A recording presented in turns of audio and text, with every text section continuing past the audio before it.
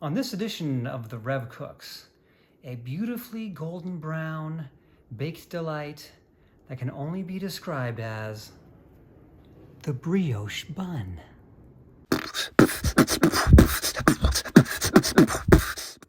All right, welcome to the Rev Cooks. So today we're making brioche buns, kind of a sort of backed my way into this a little bit somehow. So it kind of started with, we eat like a lot of, hamburgers, salmon burgers, chicken sandwiches, and those kinds of things around here. So that was, buns are sort of something that we sort of buy kind of frequently. And so I thought to myself at one point, like, well, why don't I see if I can go ahead and, make some sort of a bun. And I like the brioche style buns. I think they're more flavorful or whatever. So that's kind of where I landed. And then come to find out that it's really a very flexible kind of bun. I mean, you can use it for hamburger buns, hot dog buns, slider buns, just a dinner roll. So you can kind of do a lot with it. It's not a super complicated recipe. I use the quick rise yeast in it in order to make it a little bit more of a faster because bread can take forever. The one thing you need to remember about bread is very temperamental. It's all about temperatures. So you have to kind of be very aware of what the temperature of your house is, what the temperature of your liquids are, and all of that. So I'll kind of talk through that as we go through the recipe here. You will need a couple of things in order to do this. Obviously, as I said, quick rise yeast you're going to need. And you're going to, I do it with the stand mixer. You're going to need two different types of apparatuses for your stand mixer, like the paddle mixer initially, and then the dough hook in order to do your actual kneading of the dough. I don't knead the dough really very much by hand. I could, but I think that in this particular recipe, the stand mixer does a very good job of kneading the dough for us. So we're going to go ahead and get started here, and we're going to get these buns all baked up. So the thing you got to keep in mind is that I'm filming this, and it very well could be a fail because brioche, or really bread in general, is tricky, and it can fail without really much going wrong on your side. So we're going to hope that this works out pretty well. So let's get busy. Okay, so the first thing you're going to want to do, as I said, is temperature really is everything on this. So you're going to want to prepare yourself some way to regulate the proofing temperature. So a little bit cold here today. So what I'm going to do is I'm going to start by turning on my oven light, just the light only, to kind of get my oven sort of a nice, warmish temperature. If it's still really cold in your house, like it is in mine, you might want to turn the oven on for, like maybe a minute onto like a 300 degree or 350 or something, and turn it right off and let it get a little bit of warmth in there, because you're going to need that for the actual proving. So we'll see where I'm at when I get to that point. So we need to get our yeast activated. So I like to use rapid rise yeast. For me, it's just much faster. I keep my rapid rise yeast in the refrigerator to keep it sort of lasting longer. So I take it out for 20, 30 minutes before I actually want to make my bread, so that it can get to room temperature. So I'm going to take 1 tablespoon of rapid rise yeast, and I'm going to put it in my stand mixer bowl. And to that, I'm going to add 2 tablespoons of sugar. All right, so 2 tablespoons of sugar.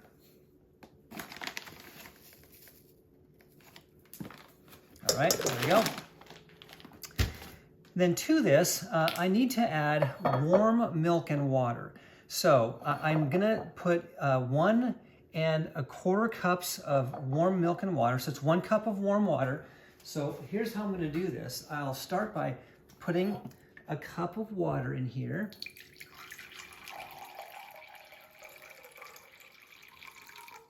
Okay, so that's a cup right there. And then I'm going to add to that a 1/4 cup of milk. So we got the milk here. This time I have a different variety of milk than I usually do, but milk is milk. You're going to want some fat in your milk so that it actually will, kind of add to the overall flavor of this. Brioche is so I'm going to make this go up to the 1 1/4 line. There you go. Brioche is what they call an enriched dough. So we're going to add some egg and some butter to it to make it that enriched dough, okay? Now I need to bring this to a temperature of between 105 and 115 degrees. Like I said, with baking and with baking with yeast, the temperature really is of the uttermost importance. So what I'm gonna do is I'm gonna pop this in the microwave for a little bit at a time, kind of slowly but surely checking the temperature until I get it up to 100, somewhere between 105 and 115 degrees. I kind of shoot for the 110, it's sort of right in that middle there. So I'm gonna do that, and then I'll bring it right back and we'll show you where we're gonna go with this.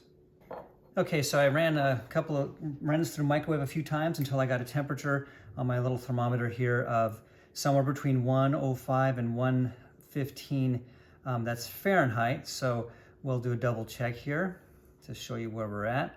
At the same time, by the way, I felt my oven while I was over there in the microwave and it was really very cold, so I did turn my oven on just until the heat turned on, and then basically turn it off right away so it can you kind of feel it sort of warm. So if you take a look here, I got 107, I don't know if you can see that or not, but 100, well, make sure it's actually in there. 107 degrees is what it just said for me. So let me see, I'll go back up here for a second. Yeah, so, all right. So that's what you want. You want somewhere in that range, because again, temperature really is everything here. We're gonna add this to the bowl that has the yeast and sugar in it. The yeast is gonna feed on the sugar. That's why you have them both in there.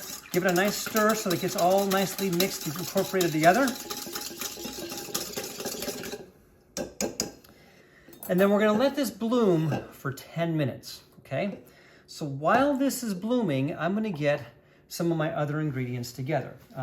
So next up, I'm gonna take a bowl and I'm gonna put into it most of my dry, well, really I don't have very many dry ingredients, but some of my dry ingredients here. So I'm gonna put in 3½ cups of all-purpose flour. You can use wheat flour if you'd like. I did do this once with a half white, half wheat mixture, and the buns just end up a little bit more dense, and which is fine, but I'm going full-on white here today. We're making some hamburgers either tonight or tomorrow, so I'm just kind of getting these guys ready for us to have some nice, delicious homemade hamburgers. So 3½ cups here of flour. You want to be careful with your flour, how much flour you use as well. Too much flour might make it a little bit more dry. Not enough flour might make it too wet. So do the best you can. I don't really use like these full super precise because I can always modify a little bit as I go. So 3½ cups of all-purpose flour, and then 1½ teaspoons of of salt. All right, so 1½ teaspoons of salt. So there's 1.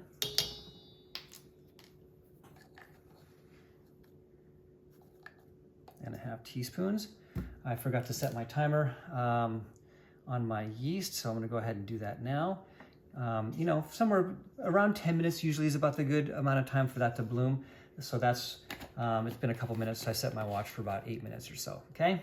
You'll know because it'll be really bubbly and frothy. In fact, it's already bubbling nice at the moment. So I'm gonna go ahead and whisk this a little bit to kind of get the salt and sugar, salt and flour mixed together there. Just my whisking is my version of sifting. Okay, so that's gonna be ready to go.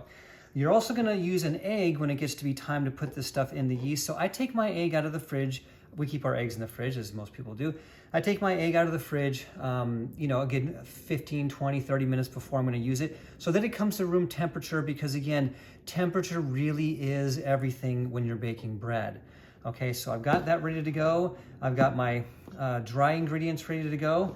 I've got my butter that I'm gonna need later. It's 2 tablespoons of butter cut into 4 pieces.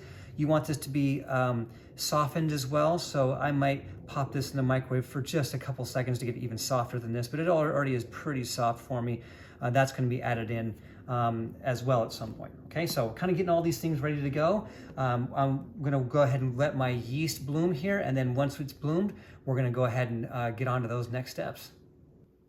Okay, so my yeast is all nice and foamy. I don't know if you can see in there, but real nice and foamy. Okay, so it's been about 10 minutes, so we're good to go.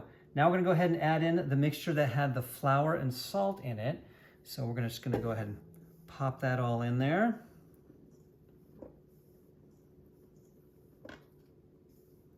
So all of your flour and salt together there. Okay. And then to that, we're going to add 1 egg. Again, this is a room temperature egg. I can feel my bowls nice and warm down here, so that's good. We kept our temperature nice and like it should be, nice and warm. Again, temperature is everything here, okay? So with the paddle hook here, I'm just gonna go ahead and put this in here, and we just wanna mix this together until all this stuff is combined. And once it's combined, we're gonna go ahead and add our butter in. Again, 2 tablespoons of softened butter. So, lock that guy. I'm gonna get this guy moving here.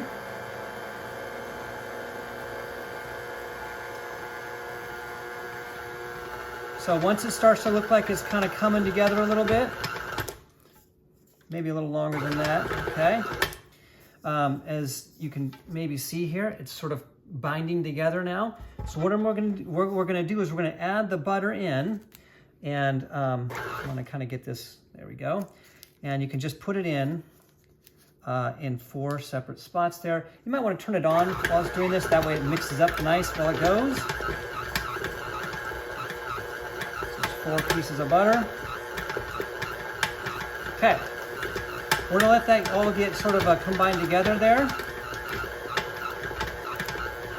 Just takes a few seconds or so. Okay, now this is all bound together nicely. So it's very sticky at the moment. But that's okay. So what we're gonna do is now we're gonna take this off of here.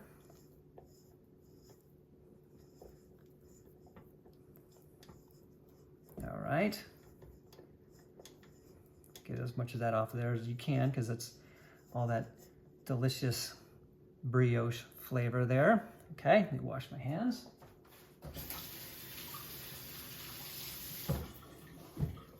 Okay. Then switch over to the dough hook, because we're gonna now knead this guy. So now that all the ingredients are more or less incorporated, as you can maybe see here. It's all bound together nicely. It's still very wet, it hasn't been kneaded, it hasn't really done much of anything yet. We're gonna go ahead and hook this dough hook on here, drop it down in there, and then we're gonna let this run for 8 to 12 minutes on low speed, okay? So what we're doing is we're kneading the dough with this process. So we're gonna go ahead and turn that guy on. You lock this. And I'm gonna set my timer for, I'll set my timer for 10 minutes, but I'll check it after 8. What we're looking for here is we're looking for a dough that's well kneaded and has a very, very slight stickiness to it, okay? If it's not sticky, what you're gonna do is you're gonna add a little, you know, you can add a little bit more moisture you want, but you want to kind of start with it not being super moist, because what you're looking for is the ability to maybe add in there some flour if it's too sticky. So you want to kind of keep an eye on it. I'm going to let it go ahead and run for 8 minutes, and then I'll check on it and we'll see where we're at. Okay, so at this point, I'm only a couple of minutes in here, but you're looking for this sort of a situation. You're looking for a situation where the dough isn't sticking to the bottom of the bowl. In fact, we can stop this, and you want to check to see if it just has a very slight stickiness to it, which it does, which means my mixture is the right proportions. So we're going to go ahead and let this guy keep going here. And we're, again, sort of just looking for it to have a nice solid knead for about that 8 minutes. And if it starts to stick at the bottom of the bowl, like somewhat of a substantial way, then you know you're done and you pull it out and you take the next step. So we'll check back in a bit. Okay, so my dough is just about done. It's not sticking to the walls yet, so that's good. If yours is sticking, you can always add a little bit of flour at a time while it's mixing. You know, maybe a little less than a tablespoon at a time, to be very careful and mix it in until it doesn't really stick real bad. Again, a real light stick. In the meantime, I've got myself a floured surface here and a floured knife. And then I prepared the trays that I'm gonna do my proofing on. I've got 2 of these trays just so I can space them out well. And then a couple of light towels to lay on top of those when I put them in my makeshift proving drawer, also known as my oven. So I'm about 7.5 minutes here. You can see the guy's really giving my stand mixer a workout, and that's fine, because, you know, that's what this stuff is made for, to be used. But this is nice and well formed here. It's had a nice, solid, amount of kneading here. Again, you can knead this by hand if you'd like, or you can use the stand mixer. I'm right at the 8-minute mark. I can go a little longer if I'd like. You want to make sure you don't over knead it. If you over knead it, it can cause the gluten to sort of break down a little bit too much. But I think I'm pretty much good here. So we'll check this guy. I'm going to pull that off. Take our dough hook off. See how it sticks nicely to the dough hook? That's a good sign. Give me a second here. There we go. Little elbow grease, as Pops used to say. So notice the inside of the bowl is basically clean. So that's how we know we got this guy ready to go here. So take this off of that dough hook, put them on that lightly floured surface. This may be a little bit more than lightly. Put a little flour in my hands as well to make things work better, okay? Then we're just gonna knead this a little bit to make it into a sort of a ball, okay? So we wanna be able to get this guy into a ball so we can cut him nicely. Okay. Once we got him into a ball here, we're gonna cut this into, well, as many pieces as you're wanting. If you're doing some sort of a dinner roll, you probably want it into smaller pieces, like a slider size. So maybe you cut this into 16 pieces. I'm doing hamburger buns today, so I'm gonna cut this into 8 pieces. So that's what I'm gonna do. Gonna cut it in half there. But again, if you want larger rolls, you can always cut it into 6 pieces. If you want smaller, whatever. So you kind of be the judge of this. This makes a nice average sized hamburger buns for 8 burgers. So I'm gonna go ahead and cut this in half again. And then these guys again. And I'm not great at this, so my guys always end up slightly different sizes than each other, but you know, whatever. So we want to make these into balls now. So there's a lot of different ways to do that. So there's people that do this sort of a method here.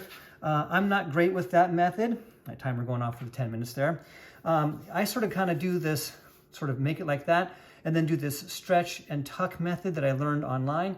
Stretch and tuck, so it gets somewhat of a ball shape there. And then put it on my parchment paper here. Let me see if I can get you to see this. And then give it sort of a little bit of a turn here to make it as sort of circular as possible. This one's not gonna be great. As I said, I'm not real great at this. I do the best I can, but you know. And then I kind of give it, since I want hamburger buns out of this, I'm gonna give it sort of a little bit of a push on the top to kind of spread it a little bit more, because it will rise when it has its resting time, and it will rise when it bakes. So I wanna kind of give it a little bit of a push there to kind of give it a little bit more of a hamburger bun type of shape here. So again, I'll do this with this guy here. I just sort of roll it around like that, and then give myself this stretch and tuck, stretch and tuck, and then put it on my parchment paper, and then do this sort of a spinning roll kind of a thing to make it a little bit more circular.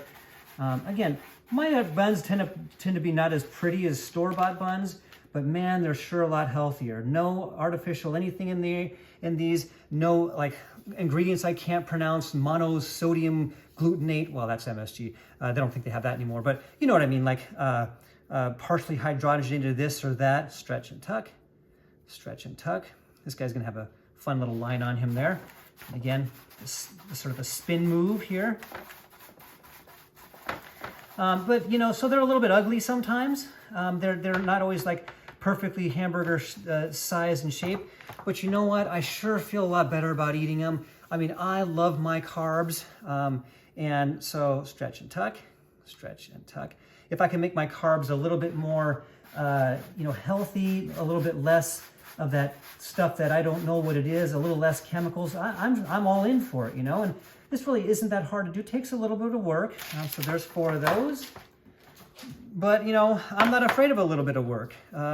You know, I'd rather have, if I can make a few simple, I mean, I'm not the best, right? I don't make all I don't make the perfect food choices at all times. Some of our recipes are really packed with artificial this and that. But if I can make some easy switches on stuff I use a lot, and I got some time to do it, hey, why not? You know, I want to make sure my family's eating somewhat clean if I can. And again, like, I'm not perfect. I do the best I can. Slowly but surely, I'm taking some of our best recipes and seeing if I can, you know, make them a little bit more healthier, not as many artificial and fake ingredients, but that takes time. So at the moment, I'm not quite there, but slowly and steady. Again, stretch and tuck, stretch and tuck. And again, these are not gonna be the most gorgeous buns you've ever seen in your life, but I feel a lot better eating them. I feel a lot better giving them to my family. And I think they taste, you know, pretty much, well, maybe even better than store-bought. I know that says a lot. But, you know, and I kind of find it fun. You know, it's sort of I take some joy in doing this. It's a little bit, you know, calming for me to see if I can make these things happen. If I can make buns and they come out looking great, man, I tell you, I feel like $1 million. I feel like, man, I made bread, I made buns, like, good for me. So last one, stretch and tuck, stretch and tuck. And again, if you want to do something else, hot dog buns, you obviously make into a hot dog shape. If you wanted to do sliders, I would cut these into 16 pieces to make sliders. You know, if you want to just do dinner rolls, you can cut them into as many sizes as you want, okay? So now we're going to go ahead and cover these guys with a light tea towel of some sort. Same on the other ones. And we're going to toss them into our makeshift proving drawer, our oven that has got a little bit of warmth to it. I had the light spin on for a while. I'm going to move this up. As I said, I had to turn on the heat for just a quick couple seconds to get it to warm up because it's pretty cold today here. So I'm going to put those guys in there and I'm going to let them rest and rise for 30 minutes, okay? So 30 minutes on the clock, and we'll take a look and check in when that's done. Okay, so while your bread is, your buns are rising or resting in that warm spot, I'm gonna go ahead and make the egg wash that we use. We're gonna spread that on the top of the buns right before we put them in the oven. Gives them that nice brown gold look that you are used to seeing from a brioche bun.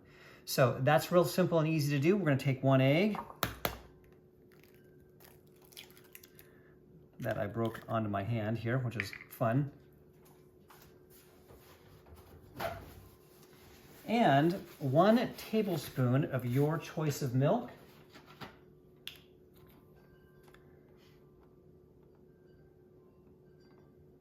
Okay. And we're just going to whisk these guys together until the egg is nicely broken down and it gets a nice sort of a yellowish, very pale yellow color to it. So you want to give it a nice solid whisk.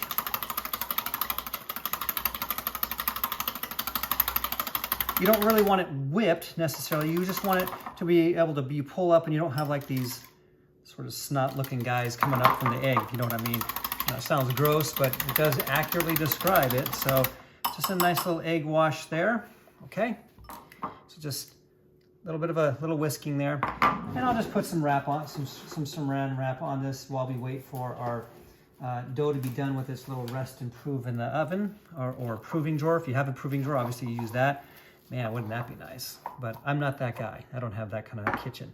So that's just gonna sit there and we're gonna use that with, you know, a little brush when we get to that point, once the buns come out, okay? So in the meantime, you know, you just sort of sit, do the dishes, get, you know, that you just manufactured while you wait for those buns to get done.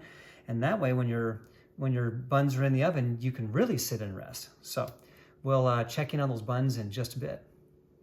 Okay, so our buns have been sitting in our warm oven there, not really warm oven, just a warm spot, somewhere in the 75 to 80 degree range usually is good, for 30 minutes, it's been just a little bit under 30 minutes. What I'm gonna do now is I'm gonna take these guys out carefully.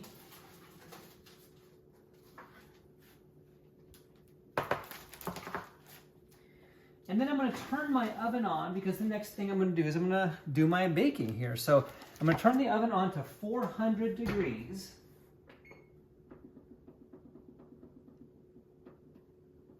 and let that guy start getting going there, okay? In the meantime, there you go, there's my 30 minutes. Let's take a look and see what we've got here. So as you can see, they've kind of spread out a little bit, kind of a little more bulbous. They've grown a bit, so that's good. That's exactly what we're looking for here. So while our oven warms up, we're gonna go ahead and put our egg wash on here. Real simple. The egg wash, as I said, is gonna give it that nice brown color that we're sort of used to seeing on a brioche bun. So notice they're not super high yet. They don't really even look like hamburger buns quite yet. And like I also said, they're not gonna be like these massive buns. If you want big buns, maybe cut your dough into 6 pieces instead of 8. So it kind of just depends on what you wanna do. So take your egg wash, and we're just gonna kind of paint these guys all the way around those exposed top surfaces, okay? Just a nice thin layer of this egg wash, okay? We're gonna do that to all 8 of these fellas, okay? So next guy here, nice little egg wash.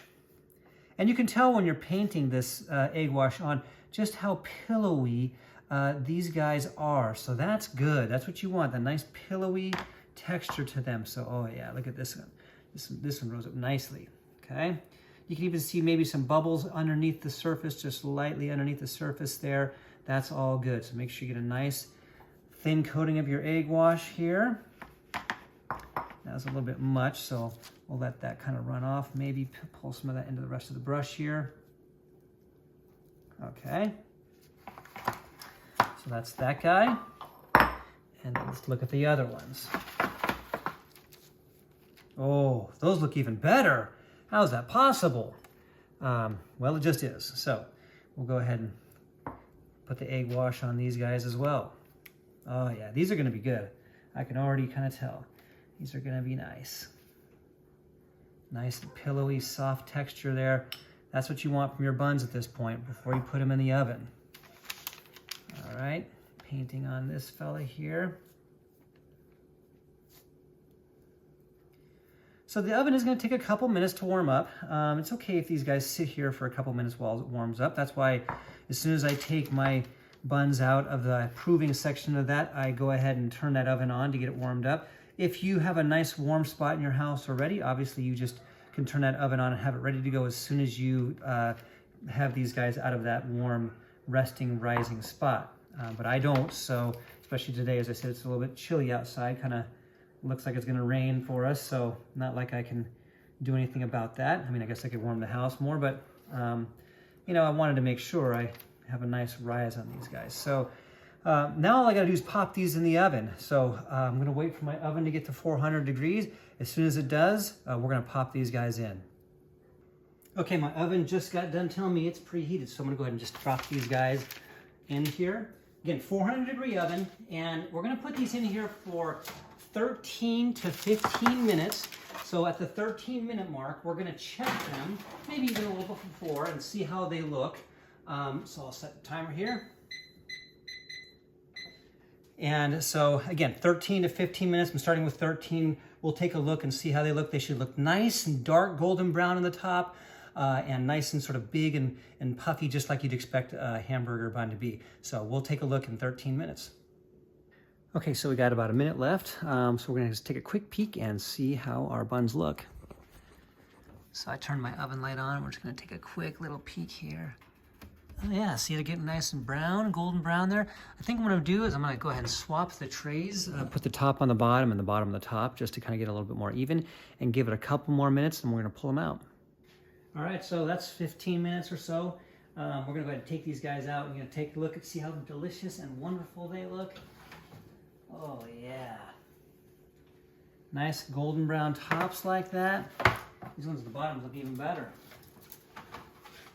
I typically like that nice deep brown color like that, so I might pop these guys back in for a couple more, you know, just a little bit longer to give them a little bit more of a golden top there. But we're gonna let these guys sit on here for just a couple minutes. Notice how nice and big and puffy they got.